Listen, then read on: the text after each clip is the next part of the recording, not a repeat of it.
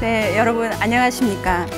사랑의 하트 아시죠? 사랑을 하트 그리는 사람은 어떤 사람은 넓게 그리고 어떤 사람은 또 좁게 그리고 어떤 사람은 높이 그리고 어떤 사람은 또 낮게 그리고요. 어떤 사람은 멀리 이렇게 크게 그리는 사람도 있지만 또 작게 그리는 사람도 있는데 이 하트의 모든 것은 그 의미는 어떤가요? 사랑으로 똑같지요. 그래서 오늘 사랑을 전할 강사 전경숙입니다. 다시 한번 인사드리겠습니다. 네, 여러분들 오늘 여러분의 마음속에 듬뿍 사랑을 이렇게 담아갔으면 좋겠고요. 제가 퀴즈를 하나 내려고 합니다. 자, 첫 번째 퀴즈는요. 누구나 갖고 있고 가질 수 있는 하나의 특성이 있는데 혹시 이게 무엇일까요? 누구나 가질 수 있는 바로 장애입니다. 네. 그래서 오늘은 장애에 대해서도 말씀을 드릴 건데 제가 이제 오늘 가져온 것처럼 차별이 아닌 차이를 인정하는 똥강아지의 세상을 그 장애와 다문화와 이렇게 연결해서 한번 말씀을 드려보려고 합니다.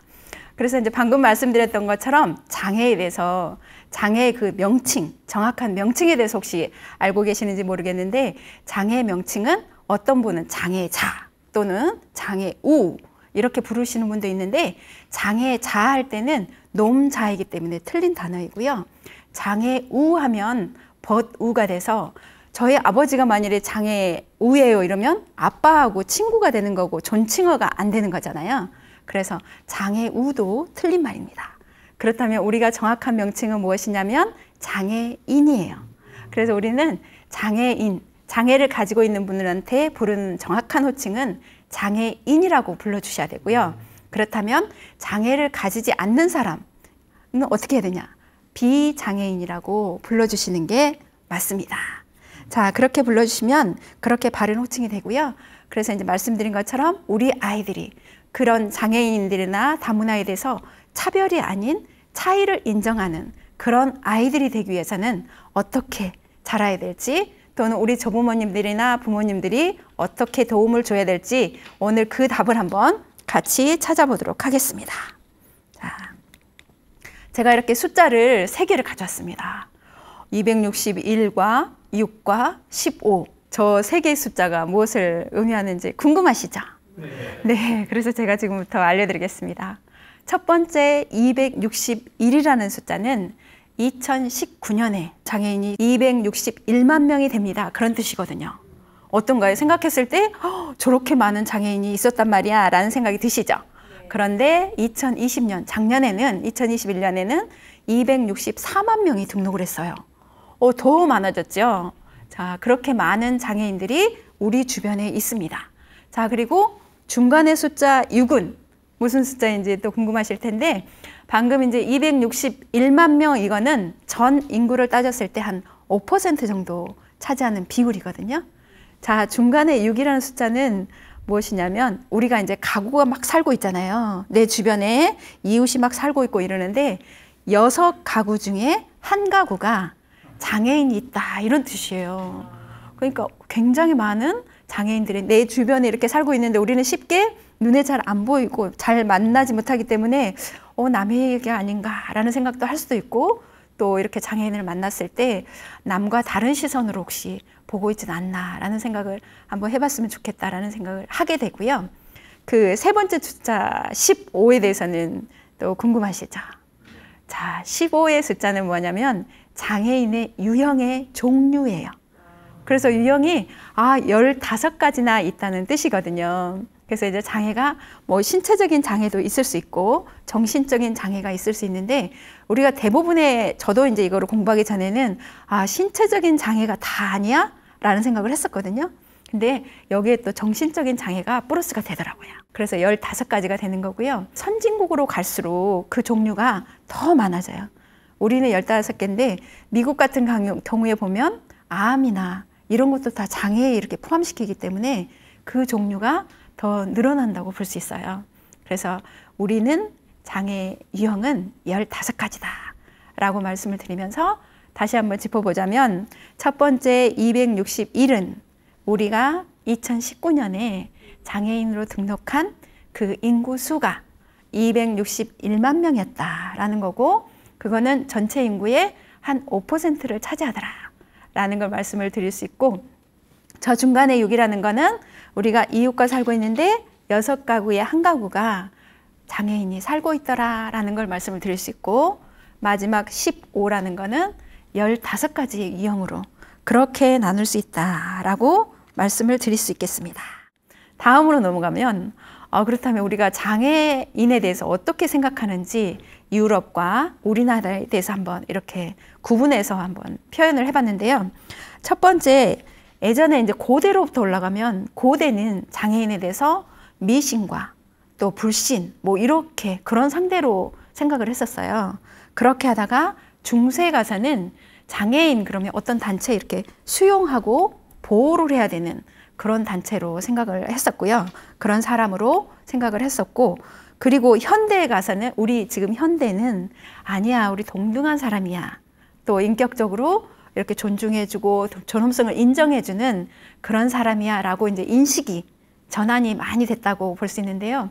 이렇게 고대, 중세, 현대 이렇게 바뀐 것처럼 우리 손자녀에게도 이렇게 이제 장애에 대해서 인식 전환을 해주고 이야기를 해주는 게 좋으세요. 그래서 만일에 친구를 만났을 때 친구가 내 몸과 좀 다르다, 내 몸과 차이가 있다 그러면 저 친구 왜 저래? 이렇게 놀리는 게 아니라 저 친구는 나와 좀 다른 부분이 있구나 라고 이제 그렇게 받아주는 게 좋다라고 이제 말씀을 드릴 수 있고요. 그래서 유럽 같은 경우에는 장애인은 신에게 벌을 받은 사람이다 라고 이야기를 했어요. 그리고 장애아는 사회에서 격리를 시켜야 된다 라고 그렇게 이야기를 한 거죠. 정말 안타까운 일이죠. 저렇게 하면 안 되는데 저렇게 생각을 했다니 안타까운 일인데, 그나마 우리나라는 참 그나마 다행인 게 우리나라는 그냥 장애인에 대해서 장애인 하면 몸이 불편한 사람이야 라고 이야기를 했고, 좋은 조선시대에 그 다음에 황곡을 베풀고 거찰 이렇게 집을 잃지 않게 해야 된다 라고 이야기를 했어요. 그래서 조선시대 하면 떠오르는 대왕이 있을 텐데 한글하고 연관이 있었던 맞아요. 바로 세종대왕을 금세 떠오르셨죠. 우리 세종대왕은 우리 한글을 이제 우리 창제를 하면서 책을 굉장히 많이 보게 되잖아요. 그래서 임종하기 한 8년 전쯤부터 후천적인 시각 장애를 앓게 돼요. 그래서 결론적으로 장애인이었었는데 알고 계셨나요? 알고 계셨구나. 저는 몰랐습니다.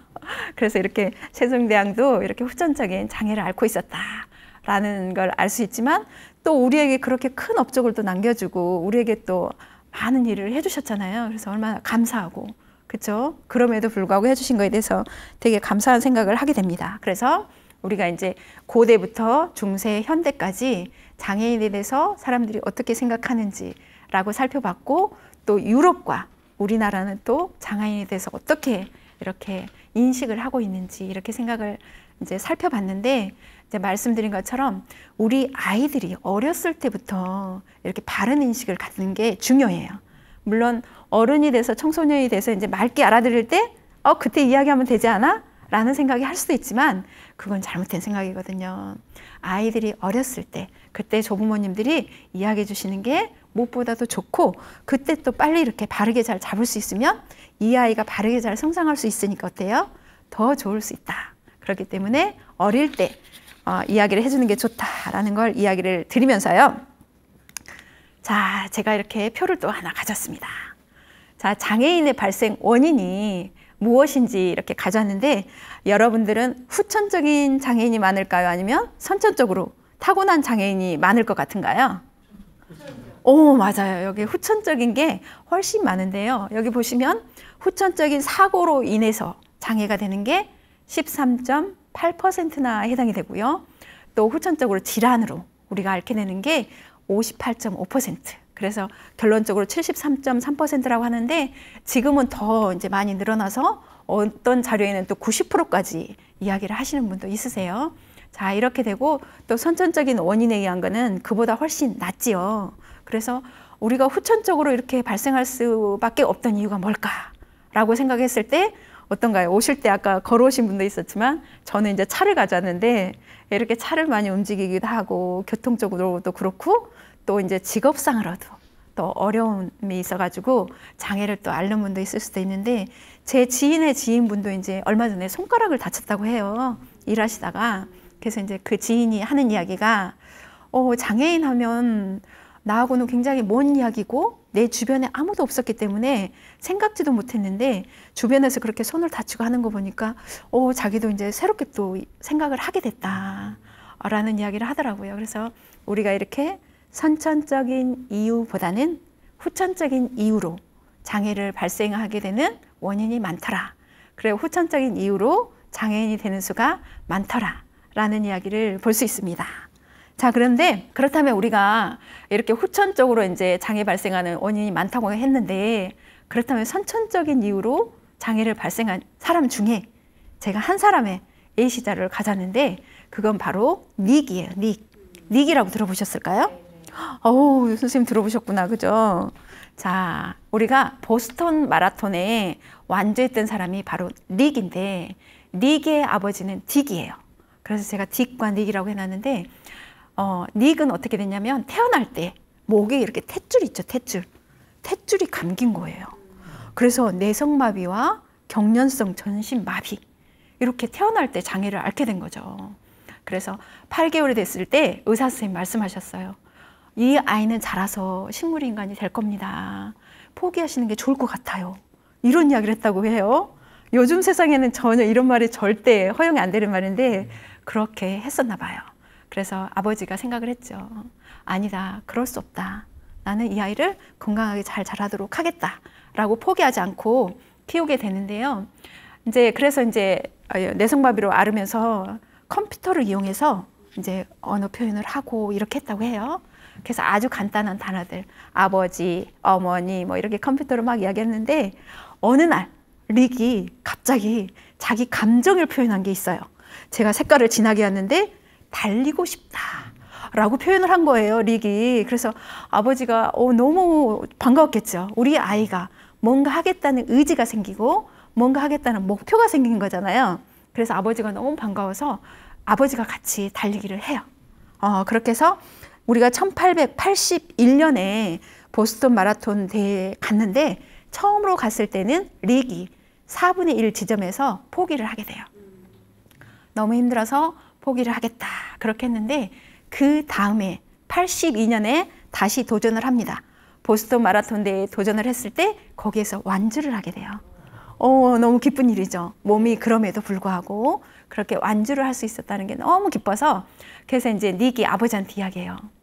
아버지가 없었다면 저는 할 수 없었을 거예요 라고 이야기를 해요. 그래서 아버지도 너무 감동을 받아서, 아버지는 내가 없었다면, 그러니까 닉이 없었다면 아버지는 하지 않았을 거야 라고 이야기를 하는 거죠. 그리고 어떤가요? 아버지는 릭을 믿어줬었고 릭은 또 아버지를 믿고 따른 거잖아요. 네. 이처럼 우리 조부모님도 그렇고 부모님도 그렇고 우리 아이들을 믿어주고 인정해주면 우리 아이들은 거기에 맞춰서 잘 자랄 수 있거든요. 그렇기 때문에 부모님이나 조부모님들은 우리 아이들이 어떤 걸 한다고 할 때 믿어주세요. 그리고 지지해 주시고 격려해 주시고 응원해 주시면 우리 아이들이 부모님에 맞춰서 거기에 맞게 잘 자라거든요. 그래서 그렇게 하면 너무 좋겠다라는 말씀을 드리면서, 우리가 이제 경주를 할 때 딕과 릭이 이 기록이 2시간 40분 47초 그 긴 시간 동안 달리기를 했다고 합니다. 그렇게 이야기했고요. 또 마라톤 완주는 64번이나, 대단하죠. 64번을 완주했고요. 또 3종 경기 있죠.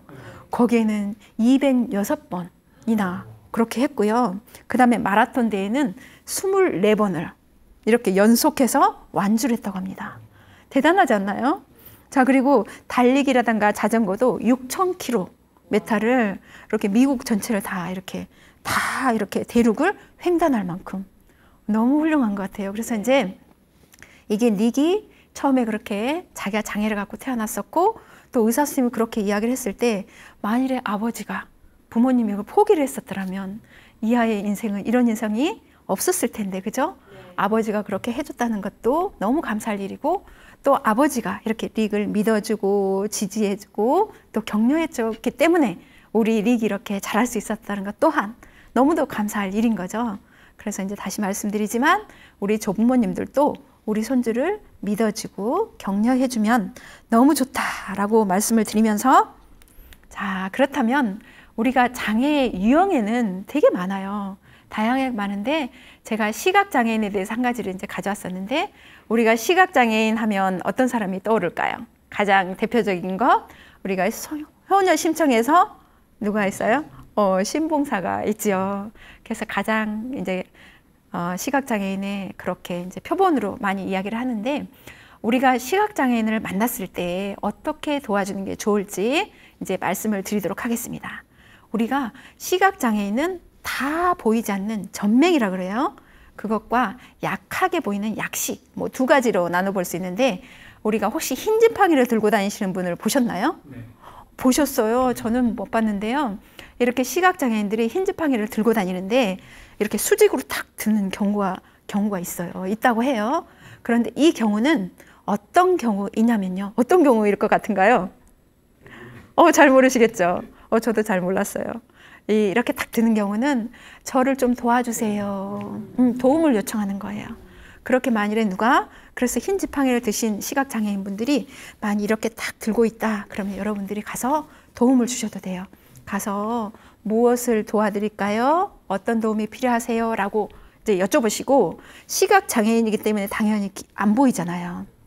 그렇기 때문에 우리에게 길을 안내를 도움을 받을 수도 있어요. 그럴 때는 구체적으로 설명을 해줘야 돼요.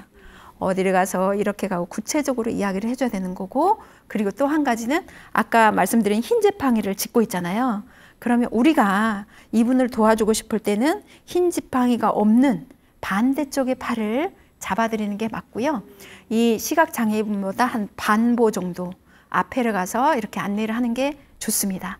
그리고 의자를 앉을 때도 등받이에 이렇게 손을 갖다 대고 어느 정도 되는지 그 감을 느낄 수 있도록 이렇게 한 다음에 그렇게 해가지고 앉을 수 있도록 해주면 좋을 것 같아요. 그래서 우리는 시각장애인이나 통틀어서 모든 장애인에 대해서 우리가 이분이 아까 흰 지팡이를 들고 도움을 요청했기 때문에 도와드린 거잖아요. 이것처럼 우리가 장애인이 휠체어를 타고 다닐 때 저분이 어려울 것 같아. 그래서 막 뛰어가서 내가 도와줘야겠지. 이건 옳지 않아요. 이 시각장애인처럼 우리에게 도움 요청의 신호를 보냈을 때 그때 가서 도와주는 거예요. 그렇지 않으면 오히려 신뢰가 되는 거거든요. 그래서 이제 제가 이렇게 말씀드린 것처럼 장애인에게 우리가 해야 될 이게 에티켓이에요. 그러니까 아까 우리 아이들에게 장애인을 대할 때는 어때요? 차별을 하지 말고 우리에게 차이가 있는 사람이다 라고 인식해야 하는 것처럼 이렇게 장애인에 대해서도 우리가 갖춰야 될 에티켓이 있다 라는 걸 알려줘야 되는 거죠. 그래서 우리 손주들에게 이렇게 친구들 중에서 몸이 불편한 아이가 있을 때는 시각장애인인 경우는 이렇게 해줘야 돼 라고 안내를 해달라는 거죠. 그렇다면 크게 이제 또 지적장애인들도 있잖아요. 지적으로 이렇게 많이 떨어져서 힘들어하는 사람이 있을 때는 그 사람들에게는 또 어떻게 해줘야 될까요? 그 사람들은 말을 할 때 천천히 해줘야 돼요. 내 말을 알아들을 수 있도록. 왜냐하면 지능이 약간 떨어진 상태이기 때문에 천천히 말을 해야 받아들일 수 있잖아요. 그래서 지적장애인을 만났을 땐 천천히 이야기하는 게 에티켓이야 라고 이야기를 해주고 또 지체장애인을 만났을 때는 몸이 이렇게 불편한 사람들이 지체장애인이잖아요. 그럴 때도 가서 너가 도와주고 싶다고 해서 가서 막 뛰어가서 도와주는 게 아니야. 그 친구가 너에게 도와줘 라고 도움을 요청했을 때 가서 도와주는 거야 라고 이야기를 해줘야 되는 거죠. 그리고 또 마지막으로 그렇다면 청각장애인, 듣지 못하는 장애인에 대해서는 어떻게 해줘야 될지 우리 아이에게 알려줄 때는 청각장애인은 듣지 못하지만 상대방이 말을 하는 입모양을 보고 저 사람이 어떤 말을 하고 있구나, 나에게 무슨 말을 하는구나 라고 알아듣거든요. 그렇기 때문에 말을 할 때 어떻게 해줘야 될까요? 입모양을 정확하게 해줘야 되고 천천히 내 입모양을 보면서 어떤 말을 했는지 알아들을 수 있도록 이렇게 해줘야 되는 거죠. 그리고 또 좋은 방법이 글로 표현해서 이렇게 써서 이렇게 보여주는 방법도 또 좋은 방법이세요. 그렇게 해주는 게 좋다. 그래서 우리가 장애인에 대한 에티켓은 가장 기본은 장애인이 먼저 도움을 요청하지 않을 때는 내가 가서 도와주는 거 아니다 라고 이야기를 하고 그 다음에 시각장애인인 경우와 지적장애인, 지체장애인, 청각장애인인 경우에 방금 제가 말씀드린 것처럼 그렇게 해주는 거야 라고 이야기를 해주시는 게 가장 좋으세요. 그래서 우리 아이들이 어렸을 때부터 그런 에티켓을 몸에 익히도록, 우리가 그렇잖아요. 은연중에 이렇게 튀어나오는 건 내 몸에 그런 걸 모든 습관을 익혔을 때 그렇게 나오는 거잖아요. 그래서 그런 걸 잘 익힐 수 있도록 우리가 이제 에티켓을 이야기해 주는 게 좋다라고 말씀을 드리면서, 여기에서 아주 중요한 게 또 한 가지가 있어요. 그게 뭐냐면, 우리가 이제 장애인에 대한 에티켓을 말씀을 드렸고, 우리 이제 조부모님이나 부모님께서 우리 아이들에게 이런 걸 주의를 해야 돼라고 이제 말씀을 해주시잖아요. 그럴 때 나의 관점에서 이야기를 하면 안 돼요. 그러니까 장애인의 입장에서 우리에게 무엇을 필요로 할 것인지 그 입장에 대해서 남의 입장에 가서 이야기를 들려줘야 된다는 거죠. 그렇게 해야지 온전히 그 아이가 우리에게 도움을 요청하는 것을 온전히 그 도움을 베풀 수 있다라는 걸 말씀을 드릴 수 있겠습니다. 그래서 그만큼 에티켓은 그만큼 중요하다라고 말씀을 드리고, 장애인에게 이거 4가지 유형을 말씀드렸잖아요. 그 외에도 이제 여러 가지가 있지만 그렇게 유형에 맞는, 그거에 맞게 이렇게 해주는 게 좋다라는 걸 말씀을 드리면서, 자, 제가 이제 또 그림을 하나 가져왔습니다.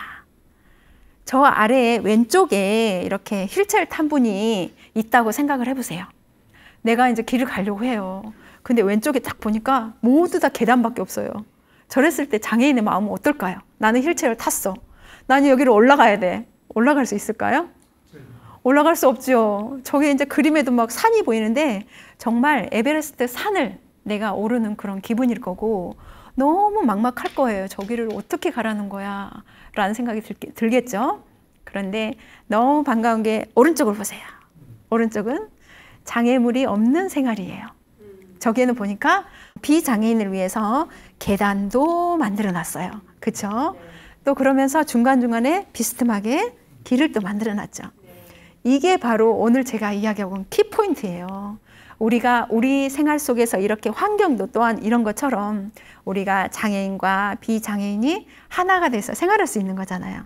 그죠? 장애인은 비스듬한 길을 통해서 가고, 또 비장애인은 계단을 통해서 빨리 갈 수도 있고, 또 뭐 어르신들, 또 나이가 많이 들어서 나는 장애는 아니지만 내 몸이 너무 불편해, 너무 힘들어, 또 뭐 지팡이를 짚는 분도 있을 수도 있고, 그럴 때는 또 중간길을 갈 수 있고, 이렇게 하나가 될 수 있는, 서로가 배려하는 사회, 이게 바로 저 그림인 거죠. 오른쪽. 그래서 이렇게 우리 아이들이 서로 배려하고 존중하고 이해하고 그렇게 함으로 해서 또 함께 할 수 있는 그런 사회를 만들어가기 위해서는 저 오른쪽처럼 생활 환경은 저렇게 되는 거고, 또 우리 아이들이 친구들을 대할 때도 나만 생각하지 않고 배려하는 마음을 갖고 또 이해하고 상대방을 존중하면 이 아이들이 나중에 컸을 때 그 아이들이 자라는 세상, 우리처럼 어른이 됐을 때 그 아이들이 사는 세상은 어떨까요? 저는 딱 2가지 단어가 생각이 났습니다. 바로 신뢰인 거죠. 신뢰. 그 아이들이 사는 세상은 신뢰가 넘칠 거예요. 신뢰가 있는 사회가 될 거고, 또 서로가 존중하는, 이해하는 사회가 될 겁니다. 그런 사회를 만들어주기 위해서 어떻게 한다고요? 어렸을 때 어떤 것에 대해서 나와 다르다고 해서 차별을 하거나 그러지 않고 차이를 두고, 아, 나와 다를 뿐이야 라는 차이를 인정해 주는 게 무엇보다도 좋다라고 이야기를 드릴 수 있습니다.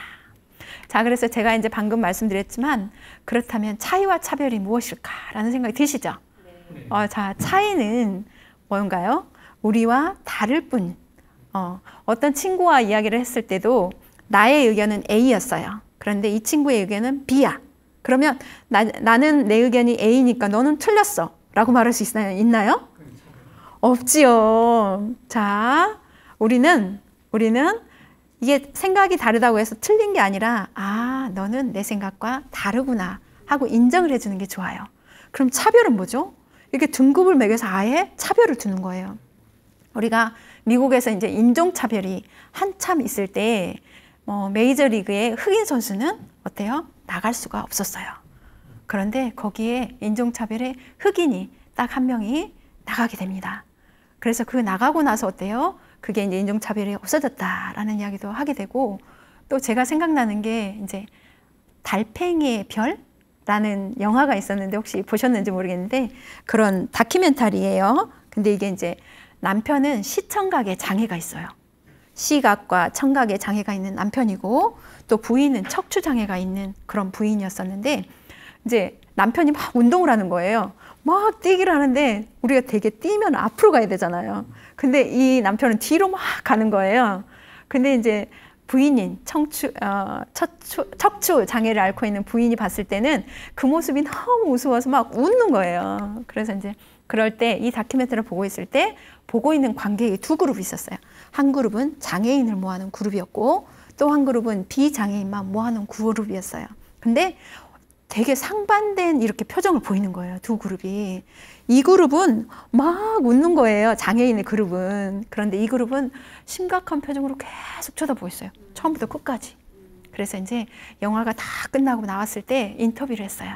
장애인들한테 아니 그 영화를 보면서 왜 그렇게 웃었어요? 라고 이제 장애인들한테 막 물어봤더니 장애인들 대답이 제가 그게 공감이 됐어요. 그 감정이 공감이 됐고 너무 우습고 너무 행복해서 막 웃었어요. 라고 이야기를 하는 거예요. 그런데 일반인들한테는 또 여쭤봤죠. 아니 처음부터 끝까지 그 다큐멘터리를 보면서 왜 그렇게 심각하고 이렇게 막 그렇게 봤어요? 라고 이야기를 했더니 일반인들의 대답은 그건 거예요.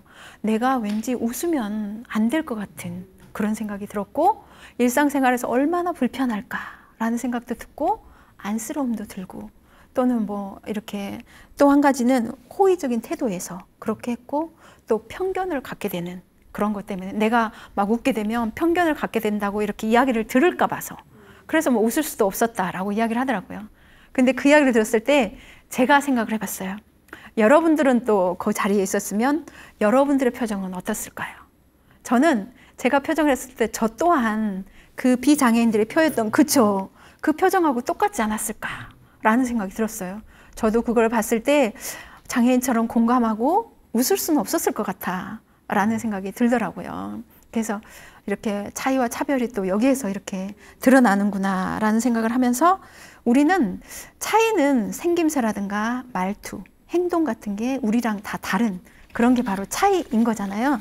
그런 데서 이제 차이를 느낄 수 있지만 차별하면 어떤 합당한 이유 없이 막 이렇게 근거 없이 불이익을 주는 게 바로 차별이다라는 정의를 확실하게 하면서요. 우리가 그러면 이제 장애인에 대해서는 한번 알아봤었는데 우리가 다문화에 대해서 한번 생각을 해볼까 봐요. 여러분들 주변에 다문화 요즘에 흔히 많이 볼 수 있죠. 저는 되게 많이 볼 수 있어요. 그래서 우리는 예전에는 이제 단일 민족이다. 그래서 막 긍지와 자부를 가지고 자긍심을 가지고 굉장히 많이 그랬었는데 이렇게 많이 밖에서 이제 단일 이게 뭐죠? 다문화, 다인종, 다언어 또 외국인이 이렇게 이주해 오고 결혼하고 막 이렇게 되면서 다문화들이 많이 들어오게 되잖아요. 그렇게 해서 우리가 이제 단일 민족이 아니라 다문화 이렇게 바뀐 상황인데요.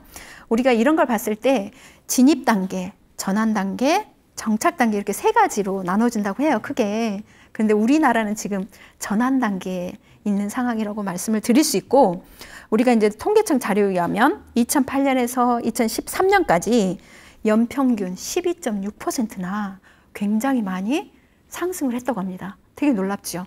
그리고 아까 이제 장애인들을 봤을 때 우리가 전체 인구의 몇 퍼센트라 그랬죠? 5%가 장애인이다라고 했는데 다문화는 1.8%. 이것도 굉장히 높지 않나요? 1.8%가 다문화가 차지하고 있다고 합니다. 그렇기 때문에 우리가 다문화인을 만났을 때도 그 애들에게 대할 때도 어때요? 장애인에 대할 때와 똑같이 나와 좀 차이가 있구나 라고 생각을 하고 인정을 해주고 그 친구들을 또 인격적으로 존중을 해주고 같이 이해하고 배려하고 이렇게 하는 게 무엇보다도 좋다라는 말씀을 다시 한번 드리게 됩니다. 자, 그래서 저희가 차이와 차별에 대해서는 이제 그렇게 한번 말씀을 나눌 수 있을 것 같고요. 그래서 그 다문화 가정에 있어서는 저희가 학령기 이제 청소년층을 봤을 때는 그 인구도 굉장히 많았더라고요. 한 14만 명 정도. 그렇게 많기 때문에 우리 아이들이 학교를 가고 또 청소년기에 만나는 친구들이 다문화인들이 그렇게 많다. 그렇기 때문에 우리가 손자녀들한테 어때요? 꼭 이야기를 해줘야겠죠. 다문화 친구를 만났을 때 놀리거나 그렇게 하는 게 아니라 나와 좀 다를 뿐이다 라고 이렇게 인정을 해주고 같이 배려해주고 이해해주면서 그렇게 지내야 돼 라고 우리 아이들에게 이야기를 해주라는 거죠. 자, 제가 이제 신호등을 가져왔습니다. 빨간색, 주황색, 초록색의 세 불을 가지고 있는 게 신호등이죠. 빨간색은 뭐죠? 정지하는, 맞아요. 주황색은 우리가 위험을 알려주는 이제 주의를 해라 라는 거였고, 초록색은 어떤가요? 우리가 진행을 해도 됩니다 라는 뜻을 가지고 있잖아요. 이처럼 신호등이 각각의 색깔이 따로따로 분리가 되어 있다면 이 신호등 하나로서 자기 역할을 할 수 있을까요? 없을까요? 할 수 없겠지요. 그래서 이렇게 다 모여서 하나의 신호등이 됐을 때 자기의 역할을 충분히 할 수 있는 것처럼 우리 아이들 또한 똑같습니다. 우리 아이들이 각각 우리가 10손을 가지고 있죠. 10명의 아이가 있다고 했을 때 재능이 각각 다 다른 재능을 가지고 있을 거예요. 그러면 이 아이들의 재능을 잘 발휘할 수 있도록 해줌으로 해서 어때요? 이 아이들이 사는 세상에서 이 아이들이 자기의 역할을 충분히 해낼 수 있겠죠. 그래서 우리 조부모님이나 부모님들께서 우리 아이들 봤을 때 내 아이가 이런 걸 잘하는 것 같아. 이런 쪽에 재능이 있는 것 같아 라고 한다면 그 부분을 키워주셔야 돼요. 엄마가 봤을 때 너는 이게 돼야 돼. 너는 뭐 아빠가 봤을 때 아빠가 이런 꿈을 못 이뤘어. 너는 이거를 해야 돼 라고 하면 안 되시는 거죠. 우리 아이의 재능이 무엇인지 살펴봐 주세요. 그리고 우리 아이가 가장 잘할 수 있는 게 무엇인지, 그리고 커서 정말 행복하게 할 수 있는 게 무엇인지 한번 봐주시고요. 저는 지금 이렇게 강의를 하고 있는데 저는 강의할 때 너무 행복해요. 그리고 또 이렇게 만나서 강의하고 그렇게 너무 행복한데 저처럼 이렇게 행복한 일을 찾을 수 있도록 해주시면 좋을 것 같고 그 일을 하면 좋을 것 같아요. 그래서 이제 우리 아이들 또한 재능이 무엇인지 또 어떤 걸 잘할 수 있는지 그 역할을 잘 해낼 수 있도록 그렇게 하면 좋을 것 같습니다. 아까 흑인 이제 농구 선수를 말씀드린 것처럼 그 제킨 로빈슨인데 이처럼 이렇게 차별 대우를 받지 않도록 우리가 이제 차이를 인정하고 그 사이 속에서 차별받지 않는 그런 사이가 될 수 있도록 하면 좋겠다라는 걸 말씀을 드리면서요. 자, 여러분들 장애인과 비장애인의 대표적인 제가 이제 이야기로 이걸 하나 가져왔는데 백설공주와 뒷부분이 뭐라고요? 일곱 난장이 이야기입니다. 그런데 지금부터는 오늘 저와 이렇게 이제 하고 나서는 일곱 난장이라고 부르지 말고 키 작은 장애인이라고 불러주세요. 그러면 백설공주와 키 작은 장애인이 맞는 그런 말이고요. 자, 우리 백설공주를 일곱 난장이가 갔을 때 어떤가요? 그 일곱 난장이 마을에 갔을 때 백설공주를 도와주죠. 일곱 난장이가. 자, 침대도 하나가 작아서 두 개를 붙여서 우리 백설공주를 눕히기도 하고 이렇게 하는데 그 난장이의 집은 어떤가요? 낮고 작지요. 그럼 백설공주가 거기를 들어가려면 어떻게 될까요? 굉장히 불편할 거예요. 그죠? 그리고 난장이들은 거기에서 자기가 맡은 역할이 다 있었어요. 그죠? 정원사도 있고 또 교육하는 사람도 있었고 요리하는 사람도 있었어요. 이처럼 우리 백설공주가 거기를 갔을 때는 그 환경 속에서는 난장이들이 장애인이 아니라 어떻게 보면 백설공주가 그 환경 속에서 어렸기 때문에 또 백설공주가 더 장애를 앓고 있다라고 표현을 할 수도 있는 거고요. 또 여기에서 우리가 비장애인이 장애인의 도움을 받아서 이렇게 생활할 수 있다라는 것도 볼 수 있는 거죠.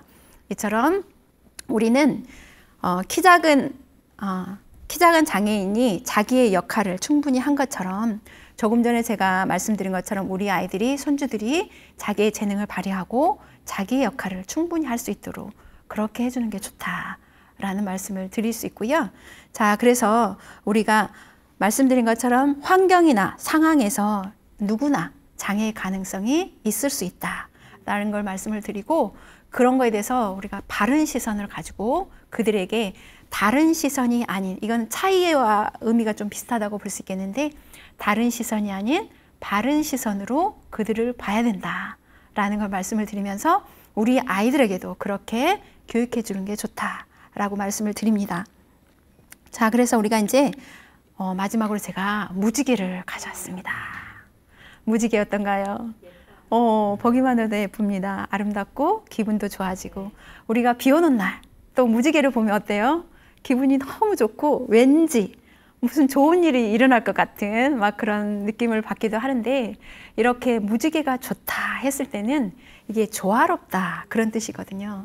무지개가 조화로운데 그 조화로운 거는 빨주, 노초, 파남보 7가지 색깔이 자기의 색깔을 충분히 내기 때문에 그렇게 조화로운 색깔을 낼 수 있고 아름다울 수 있는 거거든요.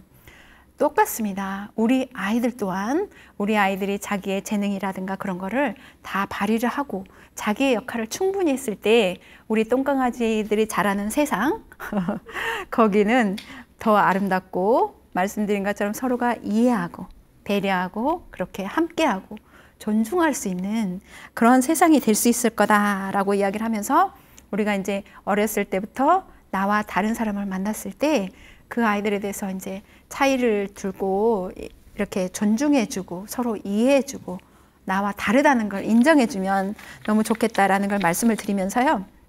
제가 아까 이제 10손가락으로 가지고 이제 10명의 아이들이 그렇게 각각의 재능을 가지고 있는 것처럼 제가 엄지손가락을 이렇게 손가락 5개로 한번 말씀을 드려보고 싶어요. 자, 엄지손은 어떨 때 쓰죠? 어떤 일에 대해서 너가 최고야 라고 할 때 많이 쓰잖아요. 또 검지는 어떤가요? 이렇게 방향을 제시할 때 이쪽으로 가세요, 저쪽으로 가세요 하고 방향을 제시할 때 또 많이 쓰죠. 자, 중지는 어떨까요? 저는 어떤 일에 최선을 다할 때 저는 중지로 표현하겠습니다. 자, 약지는 또 어떨까요? 약지는 어떤 어려움, 또 어떤 일에 대해서 뭐 극복하고 싶을 때 그럴 때 저는 약지를 정해줄게요. 자, 소지는 또 어떨 때 쓰나요? 맞아요. 어떤 일에 대해서 약속할 때. 그래서 이제 저희가 엄지, 검지, 중지, 약지, 소지에 대해서 각각에 대해서 그런 역할을 하고 있다고 정했을 때 이 손가락이 각각의 역할을 잘 해내면 자기 손가락으로서 충분히 하는 거고, 만일에 그 손가락이 이렇게 다 모여서 5개가 하나가 뭉치면 뭐가 되죠? 주먹이 되는 거죠. 나 따로 할 거야. 이렇게 하면 주목을 할 수 있어요, 없어요? 아니죠. 우리가 주먹을 쥐면서 결심을 하죠. 어떤 일에 대해서 나는 잘해볼 거야. 또 결심도 하고 결단도 하고 또 손을 폈을 때 또 뭐 화이팅도 외쳐보기도 하고 이러는데, 이것처럼 우리 아이들이 자기의 재능을 충분히 발휘해서 이렇게 그 사회가 신뢰로운 사회가 될 수 있도록 하고, 그 다음에 결심하고 결단한 거를 잘 할 수 있도록 우리 조부모님과 부모님은 항상 지지해주고 응원해주고 격려해주는 게 가장 좋으세요. 그리고 우리 아이들을 무엇보다도 인정해주고 넌 할 수 있어, 넌 충분히 할 수 있어 라고 믿어주고 항상 이야기해주는 게 무엇보다도 좋다는 생각이 들고요. 마지막으로 제가 가위 이야기를 한번 들려드리면서 마무리를 하려고 하는데요. 제가 이제 가위를 사실은 여기에다가 이미지를 가져올까라고 생각했다가 어제 이제 생각을 했어요. 아니야, 실물로 가져가면 더 이렇게 잘 이해할 수 있을 거야. 그래서 사실은 아침에 저희 집에 있는 가위를 막 여러 개 봤을 때 이렇게 나사를 돌릴 수 있는 게 있더라고요. 그래서 분해를 해서 사실은 가져왔는데 이제 좀 위험하기도 하고, 그래서 이제 안 보여드리는 걸로 했는데, 그 가위를 선생님들 보면 가위가 이렇게 있잖아요. 왼쪽 가위와 오른쪽 가위를 자세히 보셨나요? 그 모양이 같아요, 달라요? 맞아요. 모양이 달라요. 이 가위는 이 가위로서, 오른쪽 가위로서는 서로 모양이 다른데 이 두 가위를 합쳤을 때 어때요? 가위의 역할을 제대로 할 수 있잖아요. 이것처럼 우리의 사회 속에도 저는 이건 남성이라고 할게요. 또 여성이라고 할게요. 여성과 남성이 합해서 사회에서 자기 역할을 충분히 했을 때 사회가 아름다운 사회가 이룰 수 있는 것처럼, 또 오늘 제가 차이와 차별에 대해서 장애인에 대해서 예시를 말씀드렸잖아요. 그 장애인과 우리 비장애인이 어때요? 서로의 자기 역할을 하고 차별을 두지 않고 이 차이를 인정해 줄 때, 둘이 합쳤을 때 그렇게 신뢰가 넘치는 그런 사회에 존중과 이해가 넘치는 그런 사회가 될 거고요. 다문화 또한 똑같습니다. 다문화인에 대해서 대할 때 우리가 다문화인과 우리 또한 우리가 합쳤을 때 어때요? 1.8%나 되는 그 다문화인들에 대해서 우리가 남다른 눈으로 보는 게 아니고 차별을 대하는 게 아니라 같이 나와 다를 뿐이야 라고 이제 존중해 줬을 때 우리 사회는 밝은 사회가 될 거라고 생각을 합니다. 그래서 이제 마지막으로 조부모님들과 부모님들께 말씀드리고 싶어요. 우리 아이들이 어떤 장애인이나 다문화나 이런 모든 것에 대해서, 또 나와 생각이 다른 내 친구에 대해서도 어떻게 차별을 두지 말고 그거는 차이가 있다, 나와 다를 뿐이다 라고 인정해주는 그런 아이로 멋지게 자랄 수 있도록 미루지 마시고 지금 이 시간부터 시작해서 우리 아이에게 그렇게 이야기해주면 좋겠다라는 생각을 하면서요. 오늘 제가 이제 차이와 차별에 대해서 차별이 없는 차이를 인정하는 우리 똥강아지 세상이 이렇게 이해하고 배려하고 함께하고 존중하는 그런 신뢰가 넘치는 사이가 되길 바라는 그런 소망을 갖고 오늘 이렇게 강의를 했습니다. 지금까지 강의한 전경숙이었습니다. 오늘은 여기까지 하겠습니다. 네, 감사합니다.